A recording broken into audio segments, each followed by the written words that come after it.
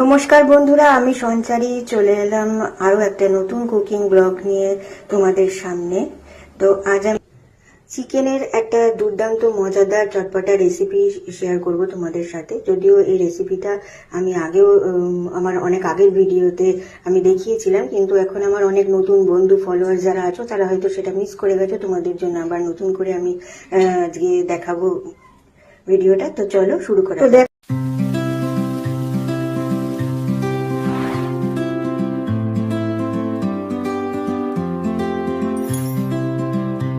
তো এখানে আমি এটার মধ্যে বেশ খানিকটা পরিমাণ মেথি নিয়ে নিয়েছি।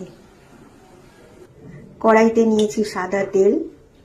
এবার আমি এই মেথিটাকে তেলের মধ্যে দিয়ে আমি মেথিটাকে ভালো করে ফোড়ন হিসাবে ব্যবহার করব। কিন্তু মেথি তো মুখে পড়লে তেতো লাগে, সেই কারণে এটা মেথি থেকে যখন স্মেলটা উঠবে, যখন মেথিটা একটুখানি কালচে হয়ে যাবে, ধোঁয়া উঠতে শুরু করবে আর স্মেলটা পুরোপুরি টেনে নেবে তেলে, তখন আমি মেথিটা তুলে ফেলে দেবো। ওই জন্য আমি এইটার মধ্যে নিয়েছি মেথিটা। তো মেথিটা এখানে হতে থাক ধীরে ধীরে। আর এদিকে আর কি কি নিয়েছি তোমাদের দেখি। এখানে দেখো পেঁয়াজ কুচিয়ে নিয়েছি, লঙ্কা কিছু চিড়ে, গোটা লঙ্কা চিড়ে রেখেছি, টমেটো কুচিয়েছি, ক্যাপসিকাম আর ধনেপাতা রেখেছি কুচি করে। প্রায় 100 গ্রাম মতো টক দই নিয়েছি। আর এখানে আদা রসুন লঙ্কার একটা পেস্ট বানাবো। এখানে অ্যাকচুয়ালি দুটো পেস্ট লাগবে, আরেকটা পেস্ট কি হবে সেটা আমি তোমাদের পরে দেখিয়ে দিচ্ছি। তো দেখো মেথিটা থেকে ধোঁয়া উঠতে শুরু করেছে। এবার আমি মেথিটা তুলে জাস্ট ফেলে দেবো। তারপর আমি কড়াইতে পেঁয়াজ কুচিটা কেটে এর মধ্যে ছেড়ে দিলাম। আর একটা কথা বলতে ভুলে গেছি তোমাদের, যে চিকেনটা আমি একটু ভিনেগার দিয়ে মাখিয়ে রেখেছিলাম। যদিও সেটা না করলেও চলে, যদি তাড়াতাড়ি রান্না করার ব্যাপার থাকে রান্নাটা, তো সেই কারণে আমার তাড়াটা আছে বলেই চিকেনটা যাতে একটু নরম হয়ে যায়, ওই জন্য আমি ভিনেগারে একটু ভিজিয়ে রেখে দিয়েছি। হয়তো ভিনেগারে ভেজানোর দরকার লাগে না, যেহেতু দই পড়বে এটাতে। আর এখানে অবশ্যই চিকেন পিসগুলো কিন্তু ছোট ছোট করতে হবে। চিলি চিকেনের পিস আমরা যেরকম ইউজ করি সেই পিসটাই, সেই সেম পিস কিন্তু এই রান্নাটাতেই ইউজ হবে।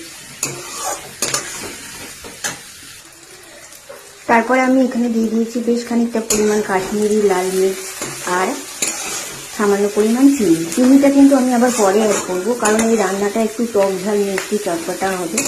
তবে তোমরা যদি বানাও তোমরা তোমাদের স্বাদ মতো নুন চিনিটা দিতেই পারো।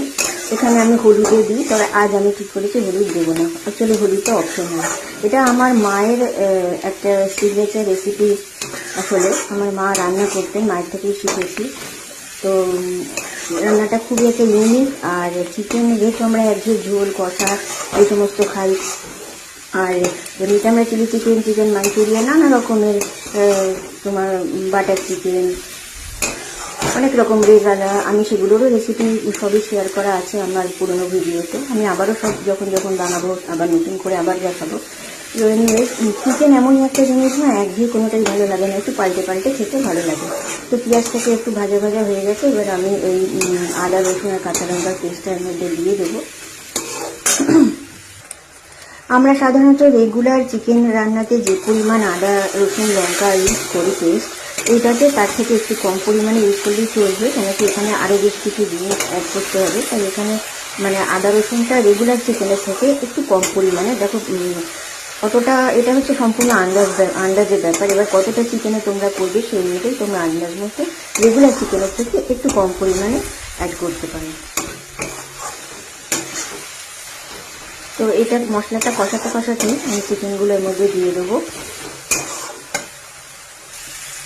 বেশ খানিকটা কষানো হয়ে গেছে মশলাটা, চিকেনগুলো দিয়ে দিচ্ছি।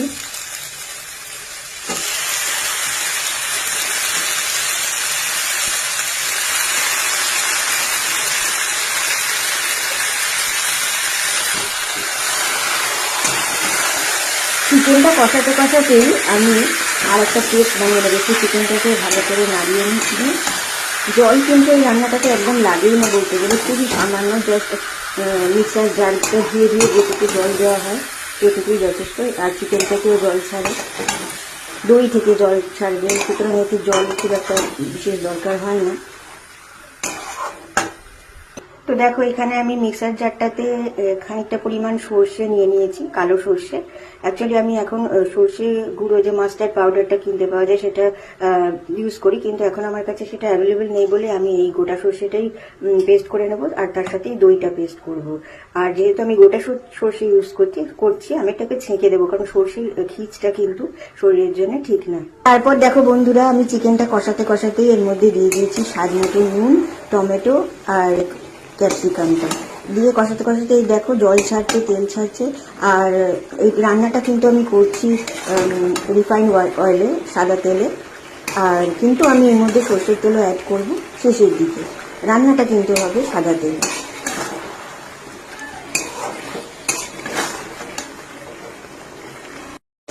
তো দেখো চিকেনটা থেকে অলরেডি তেল ছাড়তে শুরু করেছে, আর যেহেতু এখানে ভিনিগারে অনেকক্ষণ ভেজানো ছিল সেটা তাই জন্য তাড়াতাড়ি নরম হয়ে গেছে। তোমাদের আবারও বলে দিচ্ছি, ভিনিগার না মাখালেও চলে, যদি তোমাদের হাতে টাইম থাকলে তোমরা এমনি রান্না করতে পারো, যেহেতু এটাতে দই পড়বে। তো এবারে আমি এর মধ্যে এই সর্ষে আর দই যে পেস্টটা বানিয়ে আমি ছেঁকেই রেখেছি ওইটা এবার এর মধ্যে আমি অ্যাড করে দেবো। তা আমি এবার এর মধ্যে দিয়ে দিলাম, দিয়ে সামান্য একটু বাটিটা ধুয়ে জলটা দেবো। তবে এইটা কিন্তু তোমরা গ্রেভিটা কি কতটা রাখবে সেটা তোমাদের আন্দাজে। ভাত দিয়ে খেলে একটু গ্রেভির দরকার, রুটি দিয়ে খেলে অতটা গ্রেভি না হলেও চলে, কিন্তু এটা যতটা যখন ঠান্ডা হবে এটা কিন্তু অনেকটাই গ্রেভিটা টেনে নেবে। তো এর মধ্যে আমি আরো কিছুটা চিনি অ্যাড করলাম, তবে এটা অপশনাল, যে যেরকম। আবার অনেকের হেলথের কারণে ডায়াবেটিস থাকলে তো চিনি বেশি খাওয়া যাবে না, সেক্ষেত্রে নুন আর চিনি দুটোই একটু কম দিতে হবে। কিন্তু অ্যাকচুয়ালি এটা যেহেতু একটু চটপটা রান্না, সেই কারণে এর মধ্যে নুন চিনিটা একটু ব্যালেন্স টেস্ট হলে আর কি, তার সাথে টক ভাবটাও থাকবে, তো টেস্টটা তাতে খুব ভালো হয়। দেখো চিকেনটা আরেকটুখানি ফুটে যাক, আমার অলমোস্ট হয়ে এসেছে রান্নাটা। তারপর আমি এর মধ্যে অ্যাড করেছি বেশ খানিকটা পরিমাণ আমচুর পাউডার। এই আমচুর পাউডারটার জন্যই কিন্তু চিকেনটার মধ্যে একটা চটপটা টেস্ট আসবে, বেশ টক ঝাল মিষ্টি ভাব আসবে। তাই জন্য এটাকে তোমরা আচারি চিকেনও বলতে পারো, একদম আচার আচার খেতে হবে। তো চিকেনটা ভালোই সেদ্ধ হয়ে গেছে আমি দেখলাম। এইবারে এর মধ্যে আমি খানিকটা সর্ষের তেল ওপর থেকে অ্যাড করে দিলাম, তাতে ঝাঁঝটা আসবে।